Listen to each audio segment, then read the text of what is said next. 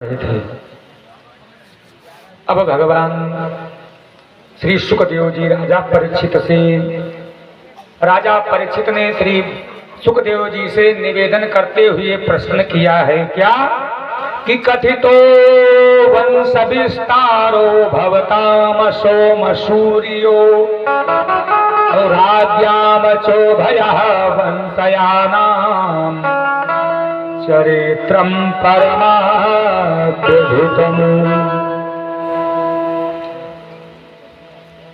श्री सुखदेव जी से निवेदन करते हुए राजा परीक्षित ने कहा है कि हे प्रभु, अब तक हमें आप सूर्य वंश के कथाओं को सुनाए, विस्तार पर चंद्र के वंश के वर्णन को विस्तार से सुनाया।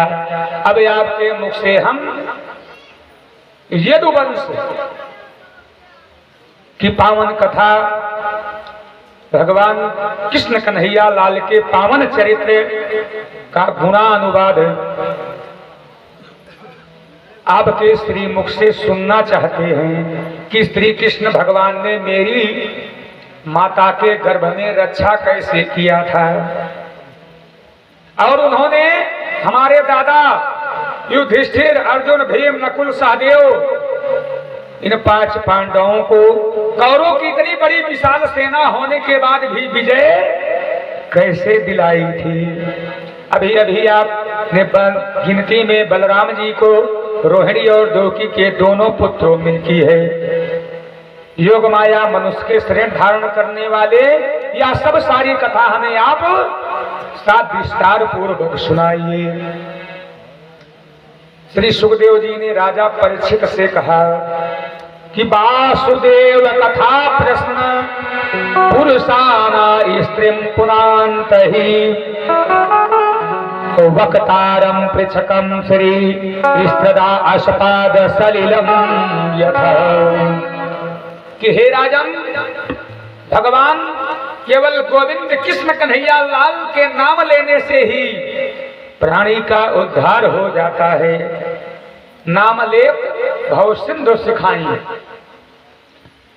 और जो भक्तजन, जो जीव उनकी इस पावन गाथा, पावन कथा, उनके भगवान कृष्ण कन्हैया लाल के पावन चरित्र का गुणगान सुनता है, यूं सुनाता है, जो भगवान कृष्ण कन्हैया लाल के चरित्र का गुणगान करता है, जो सुनता है, जो सुनाता है, दोनों को वैकुंठ धाम प्राप्त होता है। हे राजन, अब मैं तुम्हें भगवान कृष्ण कन्हैया लाल बलदाऊ भैया के इस धराधाम पृथ्वी पर आने का प्रयोजन मैं तुम्हें साथ विस्तार से बतलाता हूँ। हे राजन, मधुपुरी अर्थात यमुना मैया के किनारे एक अनुपम नगर मथुरा बसा हुआ था, जिसके राजा कौन थे? उग्रसेन थे। उग्रसेन राजा, जिनकी पत्नी का नाम था पवन रेखा। एक धर्म एक व्रत नेनमा, काय वचन मन पति पद प्रेमा। हमेशा अपने पति को परमेश्वर मान करके उनकी सेवा में लगी रहने वाली राजा उग्रसेन की पत्नी हमेशा अपने पति के सेवा में रहने वाली थी।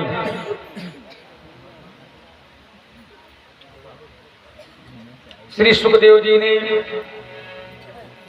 श्री परीक्षित जी ने मन में शंका उत्पन्न की कि इतने धर्मज्ञ और उनकी पत्नी इतनी सुशील, हमेशा देव आराधन करने वाली, केवल अपने पति को ही परमेश्वर मान करके उनकी सुसेवा करने वाली, इन दोनों राजा रानी के यहाँ कंस जैसा क्रूर कैसे पैदा हो गया?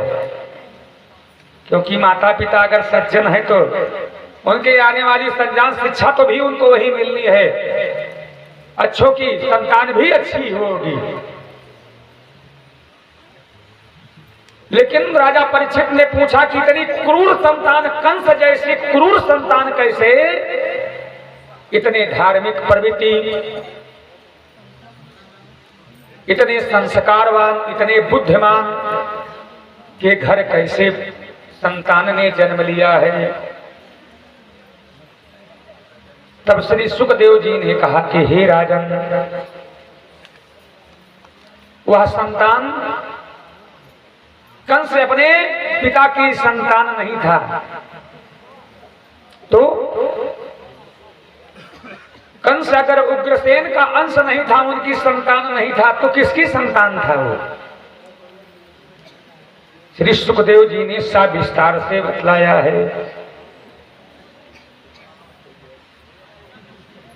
कि उग्रसेन की रानी पौनरेखा एक दिन उनके मन में जंगल में विहार करने की उत्कंठा जागृत हुई। अर्थात जब मन उब जाता है तो घूमने का मन करता है। एक दिन उनके मन में वन विहार करने की, घूमने की उत्कंठा जागृत हुई। अपने पति उग्रसेन से निवेदन किया है कि यदि आपका आदेश हो तो अपनी मैं सखियों को लेकर के और थोड़ा वन विहार करे आऊं, घूम टहल करके अपने जी को थोड़ा खुशहाल बनाया हूं। तुरंत ही आदेश दे दिया है राजा उग्रसेन ने। और रानी पौनरेखा अपनी सखियों को लेकर के, अपनी सहेलियों को लेकर के, सखियों को लेकर के, अपनी दासियों को लेकर के सीधे वन विहार के लिए जंगल में गई हैं। उसी जंगल में दुर्मालिक नाम का एक राक्षस रहा करता था। और वह दुर्मालिक राक्षस जैसे ही रानी पौनरेखा को देखा, रानी पौनरेखा के इस सुंदर रूप को देख करके वह उन पर मोहित हो गया कि या तो हमारी या स्त्री हमारी रानी होनी थी। और जैसे ही मोहित हुआ तैसे उसने क्या किया, अपने माया का एक बहुत बड़ा भवंडल बनाया। बड़े जोर जोर से आंधी, अपनी माया के द्वारा आंधी उत्पन्न कर दिया, भवंडल आंधी उत्पन्न हो गई। अब जैसे ही आंधी आई, इतनी तीव्र से आई वह दुर्मानिक राक्षस की मायावी आंधी कि धूल भरी आंधी, सभी ने अपने अपनी आंखों को मूंद लिया, कुछ दिखाई नहीं पड़ रहा, इतनी जोर से आंधी आई है। अब रथ कहीं और है, सखियां कहीं और है, और वह दुर्मालिक राक्षस राजा उग्रसेन का रूप धर करके रानी पौनरेखा का हाथ पकड़ लिया कि प्रिय तुम्हें चिंता करने की जरूरत नहीं है। अब बेचारी पौनरेखा उसके इस बनावटी रूप को समझ नहीं पाई और उसकी बातों में आ गई, वहीं पर उसका वास्तविक तो नष्ट कर दिया। और उसके बाद जब से ही उनका सत्य तो नष्ट हुआ, वह राक्षस अपने रूप में आ गया दुर्मान। रानी पौनरेखा जब उसके इस रूप को देखा, पहले तो ये समझती थी कि हमारे पतिदेव हमारी सहायता, आधी से सहायता के लिए आए हैं, लेकिन जब देखा तो बेचारी अवाक रही गई कि हमारी तो इज्जत समाप्त कर दिया इसने। और अपने पर बार बार पश्चाताप करने लगी कि नाहक मैंने वन विहार के लिए मैं आई। और उससे कहने लगी, रे दुष्ट, तूने तो मेरा जो मैंने जीवन भर सतीत्व को बचा करके रखा था, तूने आज मेरा सतीत्व को नष्ट कर दिया। अगर मेरा पहले का वह सतीत्व होता तो मैं अभी तुम्हें जला करके यही भस्म कर देती। वह दुर्मालिक राक्षस कहता है कि हे रानी, आप मुझे इस तरह से दुर्वचन मत करो, मुझे किसी भी प्रकार का श्राप मत दो। मेरे इस संजोग से होगा पुत्र सुबीर और बाल प्रताप एकता पाएगा रणधीर। कहा हमारा तुम्हारा जो ये जो संयोग हुआ है, इससे तुम्हें एक वीर पुत्र प्राप्त होगा। आज तक तुम्हारी एक गोदी सुनी थी, इससे तुम्हारी गोदी भर जाएगी। आने वाले समय में तुम्हें एक वीर पुत्र प्राप्त होगा। संसार में उसका मुकाबला और कोई दूसरा नहीं कर पाएगा। उसको मारने के लिए स्वयं नारायण को इस धराधाम पर आना होगा। और इस तरह से वहां से चला गया। बेचारी पौनरेखा आज तो माया की आधी भी शांत हो गई, सारी सखियां साथ में आ गई, लेकिन इस गुप्त रहस्य बात को किसी से नहीं बतलाया। और समय काल धीरे धीरे नजदीक होने लगा। पुत्र जन्म आधे आयो। अपनी माता पवन रेखा के गर्भ में कंस जब धीरे धीरे जैसे रानी पवन रेखा का गर्भ बढ़ रहा है, समय व्यतीत हो रहा है, तैसे तमाम प्रकार के प्रलय के लक्षण अब दिखाई देने लगे हैं। अनायास ऐसे ही वर्षा होने लगती, इधर घाम है तो उधर वर्षा, मौसम का कोई पता ही नहीं है, अर्थात प्राकृतिक भी मानो अब धीरे धीरे उसके गर्भ में ही आते ही होते जन्म समय जब आयो, आधी अपारी धन को मरायो।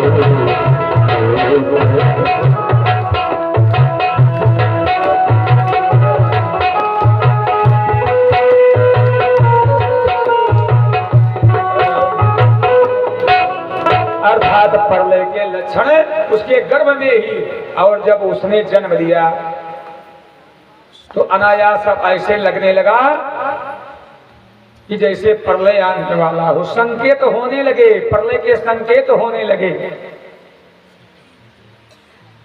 दूसरे का अंश वही कंस है।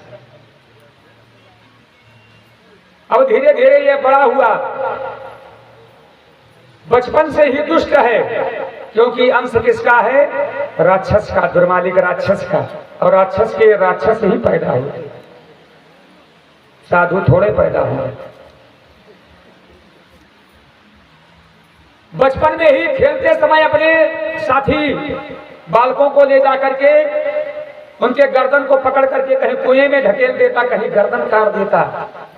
बचपन से ही दुष्ट है। और अब धीरे धीरे ये बड़ा होने लगा, और जब बड़ा होने लगा तो अब तो ये पूरे मथुरा नगर में उत्पात मचाने लगा। जो धर्म के स्थान हैं वहां पर व्यभिचार कराने लगा, जो मंदिर पूजा का स्थान है वहां पर मदिरा मांस इत्यादि का भक्षण होने लगा। अपने साथियों को लेकर के पहुंच जाता मंदिर पे, जहां पे देव आराधन होना है, बंधन होना है, वहां पर अनीति और अनाचार तो यह धीरे धीरे बढ़ाने लगा। और मथुरा की सारी प्रजाओं किसी के घर पहुंच जाता, कोई अपने किसी जरूरत के लिए कहीं बाजार जा रहा है, बेचारा कुछ रुपया पैसा लेकर के छिड़वा लेता, इससे मदिरा आएगी, तुम्हारे घर सब्जी नहीं जाएगी, इससे हमारे लिए मदिरा आएगी, हमारे साथियों के लिए। इस तरह से जब सारे मथुरा नगरी में त्राहिमाम मच गया, प्रजाजन बेचारे कंस के अत्याचार से सब पहुंच गए हैं उग्रसेन के पास, और उग्रसेन से कहने लगे, आप तो हमारे राजा हैं और इतने धर्मज्ञ हैं कि आप हमको अपने पुत्र के समान मानते हैं, लेकिन जो आपका ये पुत्र है कंस, इसके अत्याचार से हम लोग इतने भयभीत, इतने डरे रहते हैं कि कोई अपना ठीक से काम भी नहीं कर पाते, हमेशा उसका भय बना रहता है कहीं से आ ना जाए और हम लोगों के बीच में उपद्रव न शुरू कर दे। ये ऐसे ही अनायास ही हम लोगों को गालियां देता है, मारता है, पीटता है, किसी भी प्रकार का अपराध ना तो भी।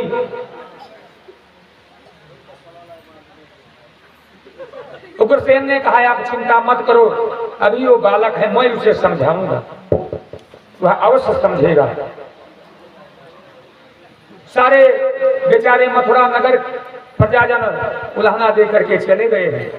कंस से आया जब शाम को घूम करके बारूणी मदिरा वगैरह पान किए, राजा उग्रसेन ने, उनके पिता उग्रसेन ने समझाया, पुत्र अगर हम लोग राजा हैं तो इन्हीं प्रजा के बल पर हम लोग राजा हैं। यही प्रजा दिन रात मेहनत करके अपनी गाड़ी कमाई का टैक्स के रूप में हम लोगों को देती है, और जिससे यह सारा राजकाज, सारा प्रबंध चलता है। अगर ये प्रजा मेहनत ना करें तो फिर ये अपनी राज रैयत नहीं चलने वाली है। ये अगर सरकार अपनी चल रही है तो इन्हीं प्रजा के बल पर जो ये टैक्स देते हैं किसी ना किसी रूप में हम लोगों को, इसी के बदौलत हम लोग यहाँ पर राजा बने बैठे हैं। इसलिए प्रजा कोई अगर इस तरह से तुम सताओगे, उन्हें परेशान करोगे, उनकी खड़ी हुई फसलों को आग लगवा दोगे, फसल उनकी नष्ट कर दोगे, तो बेचारे वो कहां से टैक्स हम लोगों को चुकाएंगे। इसलिए पुत्र प्रजा को अपने पुत्र के समान समझना चाहिए। कंस अपने पिता से कहने लगा, लगता है कि शरीर के साथ साथ तुम्हारा दिमाग भी अब बुढ़ा हो गया है। बड़े बूढ़े जब समझाते हैं आपको, तो आपके हमारे अच्छाई के लिए ही बताते हैं, भैया ये बाल धूप में नहीं सफेद हुए हैं, इतने वर्षों का हमें अनुभव है। अगर ये गलत कार्य करोगे तो इसका परिणाम भी बुरा होगा। लेकिन ये जवानी अंधी होती है और ये बुढ़ापा मानो लंगड़ा होता है।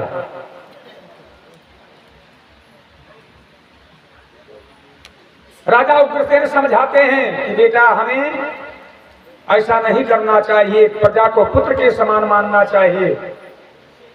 कहने लगा, लगता है शरीर के साथ तुम्हारा दिमाग भी बूढ़ा हो गया है, अब तुम राज सिंहासन पर बैठने के काबिल नहीं रह गए। और उसी समय बंदी बना लिया, अपने हाथों से अपने ही पिता के हाथ में हथकड़ी डलवा करके और ले जाकर के जेल खाने में डलवा दिया और स्वयं राज सिंहासन पर राज मुकुट लगा करके बैठ गया कि आज से इस मथुरा नगरी का राजा उग्रसेन नहीं बल्कि आज से कंस है।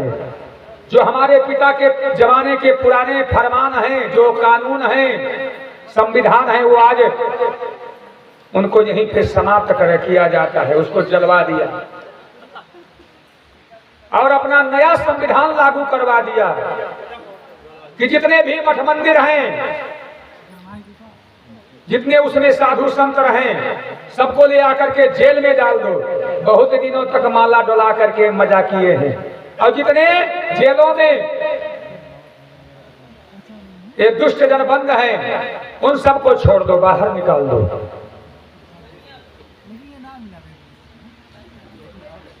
सबसे दुगना तिगना प्रजाओं से कर लो और जो ना दे उसके घर को, उसके खेत को, सबको उजाड़ दो। अब तो कंस का मानो आदेश ही था। चारों तरफ हाहाकार मच गया है।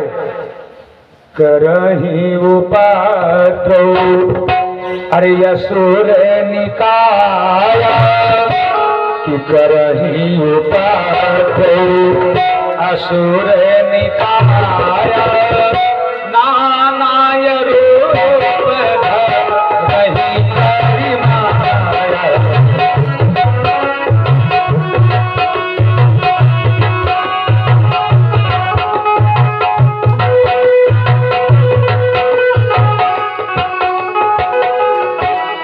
इस पृथ्वी पर चारों तरफ त्राहिमाम त्राहिमाम होने लगा।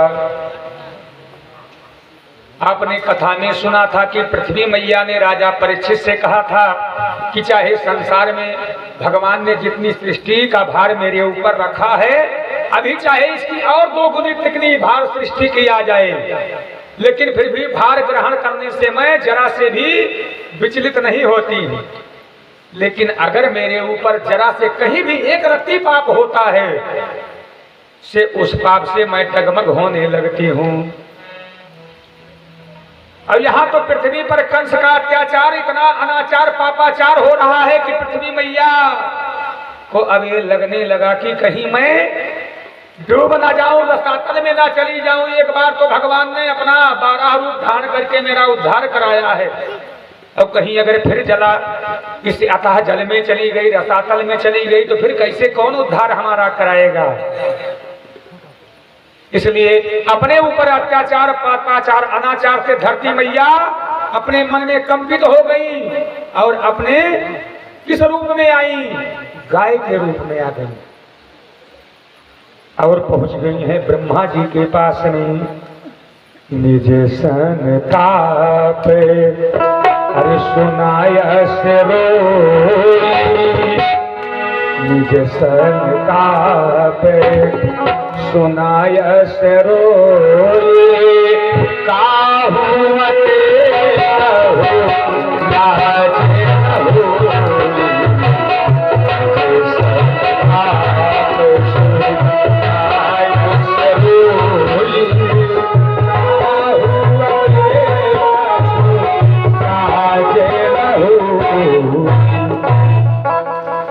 करके अपने दुष्ट को अपने कष्ट को पृथ्वी मैया ने गऊ का रूप धारण करके ब्रह्मा जी को सुनाया कि हे ब्रह्मदेव, अब पृथ्वी पर पाप का भार मुझसे सहन नहीं हो पा रहा है, अब मैं भार नहीं उठा पाऊंगी, इसलिए अब मुझको लगता है मैं रसातल में चली जाऊंगी, मेरी आप रक्षा करो। भगवान ब्रह्मा ने कहा कि तत्र गत्वा जगन्नाथं देवदेव दृढाकपिं पुरखं पुरखसूक्तेन उपयस्ते समाहितम्। कहा उस कंस के त्रास से हमें और आप सभी देवताओं को, सभी प्रजाजनों को, सभी भक्तजनों को अगर कोई बचा सकता है तो अब केवल नारायण ही समर्थवान है, क्योंकि उसने तप करके इतना वरदान ही प्राप्त कर लिया है कि उसको मारना आसान नहीं है, कि कोई देवता कोई नर मार नहीं सकता है। अगर हमारी नारायण रक्षा करेंगे तभी हम ही लोगों का कल्याण होगा। इसलिए हम लोग सभी मिलकर के सारे देवबिंद्र मन करके चलो क्षीर सागर के किनारे उन भगवान नारायण की टेर लगाते हैं, उनकी पुकार लगाते हैं, और वे भगवान नारायण हमारी पुकार को अवश्य सुनेंगे। और भगवान ब्रह्मा पृथ्वी मैया जो गऊ के रूप में है, सभी देवताओं को लेकर के क्षीर सागर के समुद्र के किनारे पहुंच करके भगवान नारायण की ब्रह्मा जी टेर लगाते हैं कि ओम सहस्रीर्घा पुरखा सहस्राक्षा सहस्त्रपात साधूनि गुण सर्वत्र असकृत्वा अतिष्ठते दशांगुलम्। और भगवान से टेर लगाते हुए भगवान ब्रह्मा कहते हैं सर्वे से सर्व सुधारे को, सर्वे से सर्व सुधारे को अवतार लो, अवतार अवतार लो,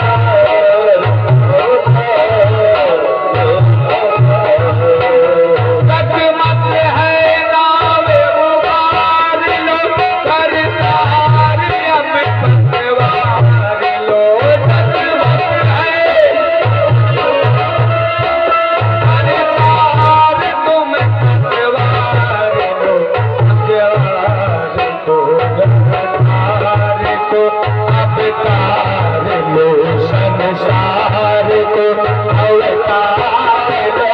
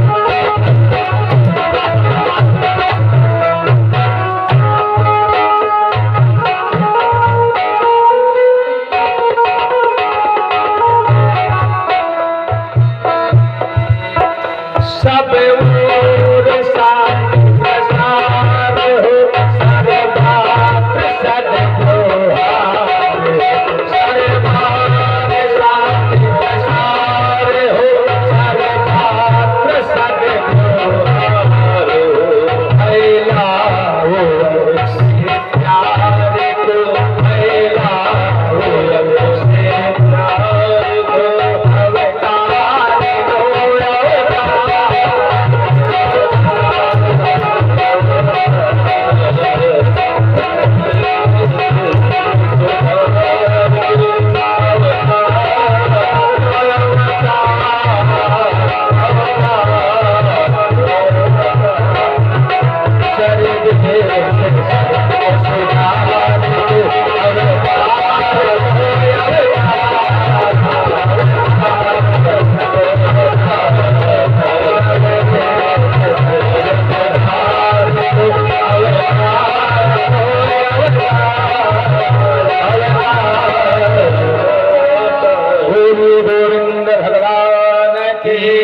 कृष्ण कन्हैया लाल की जय।